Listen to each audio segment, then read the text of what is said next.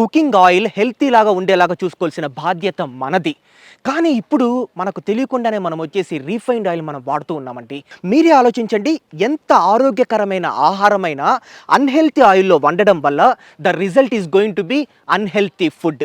Refined oil మనం వాడుతా ఉంటే దాంట్లో ఏముండదండి, వైటమిన్స్ అన్నీ వెళ్ళిపోతుంది. దానివల్ల మనకు హార్ట్ ప్రాబ్లమ్స్ కావచ్చు, కొలెస్ట్రాల్ ఈ సమస్యలు వస్తాయి. ఇవే ఎంతోమంది డాక్టర్స్ ఎన్నో ఆర్టికల్స్, ఎన్నో రీసెర్చెస్, స్టడీస్ చెప్తున్నాయి.